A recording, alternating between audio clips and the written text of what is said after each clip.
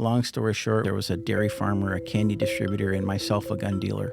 We ended up suing the IRS. In what world were you like, I'm going to go after them? Well, actually, initially I was terrified. Back in 2013, during the Obama administration, the IRS confiscated through civil asset forfeiture $940,313 of my company's money. That was a very tough time for me. One of the prosecutors said to me, we're just following the law. Totally corrupt. We ended up going to court.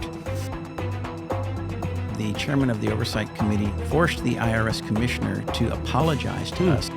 And I said, great, thank you, but make it right. Well, they didn't make it right. So Congress ended up crafting a piece of legislation with my assistance. President Donald Trump signed that piece of legislation into law. And I believe I'm the only sitting member of Congress that has a federal law named after him that puts a boot in the backside of the IRS. If you haven't done anything wrong, then stand up. I've always believed you never give up. Just don't ever give up. Never.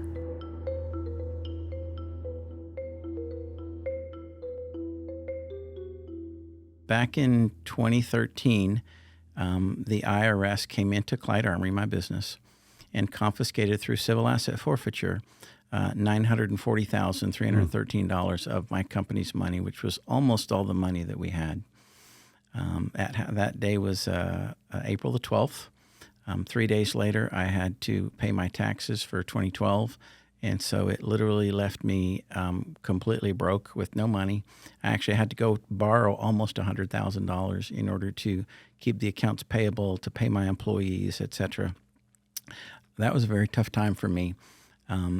But I met with the IRS and I asked them, my lawyer, my attorney, and why did you do this? And they accused me of structuring my cash deposits in the bank to avoid some sort of an IRS report that I didn't know anything about.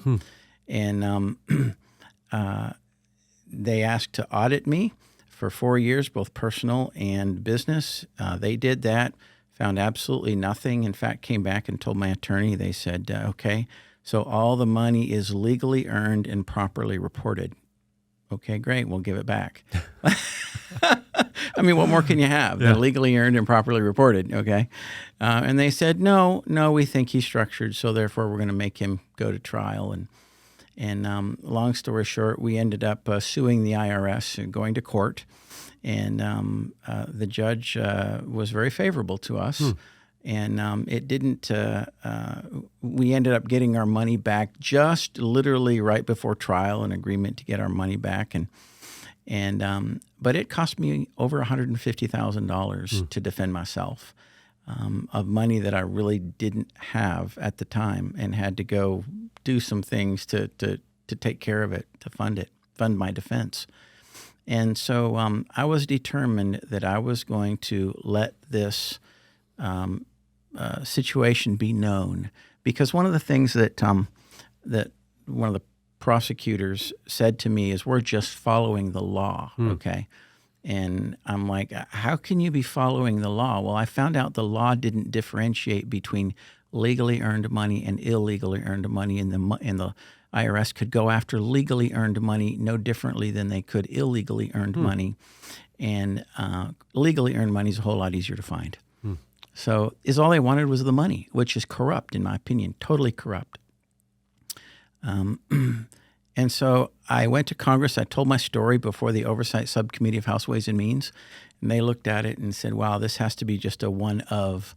But the more they looked into it, the more they found that during the Obama administration, 2009, 2013, over 700 individuals from businesses had been had their assets seized through civil asset forfeiture.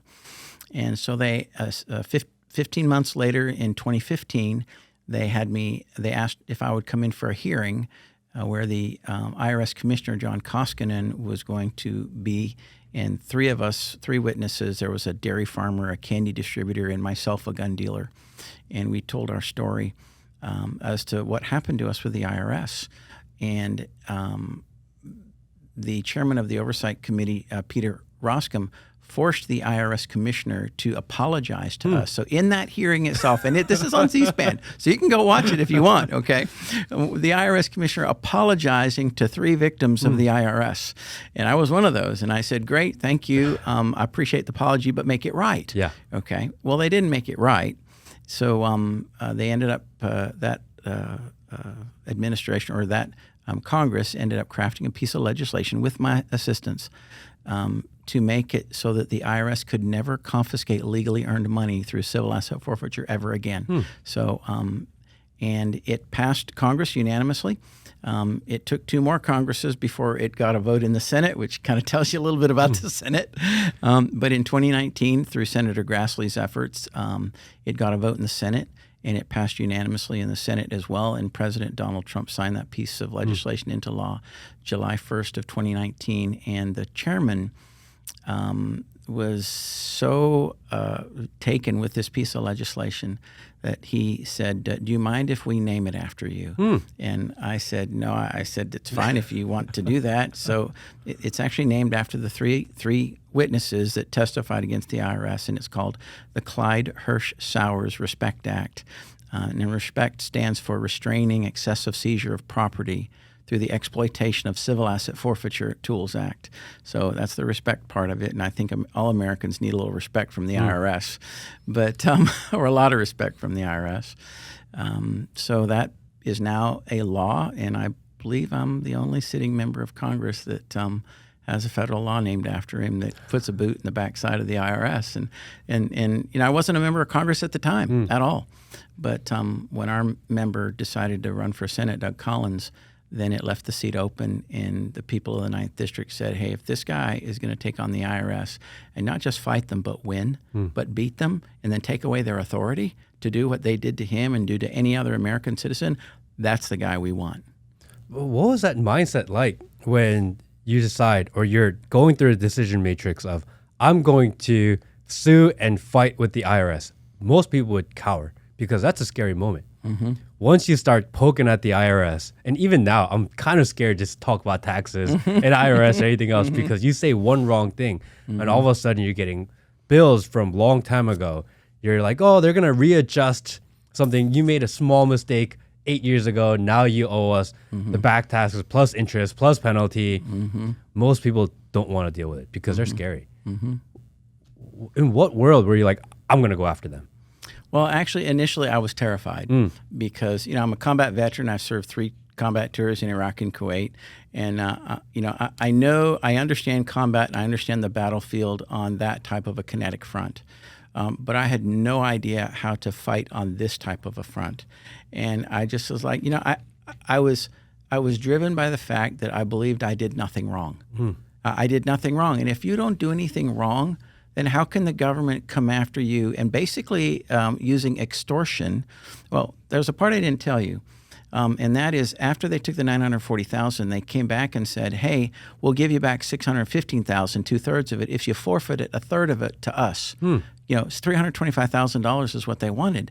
And I'm like, why am I forfeiting anything to you? I haven't done anything wrong, all right? And I said, no, absolutely not. And then they came back after they saw we had a hearing in front of the favorable judge to me, and they said, "Well, how about just $109,000 and you can keep the rest of it?" Then I'm like, "No, because I haven't done anything wrong. And if you haven't done anything wrong, then stand up." And it's just my parents raised me that way to fight for what's right, and I have just always been a fighter, and I've always believed you never give up. Just don't ever give up. Never.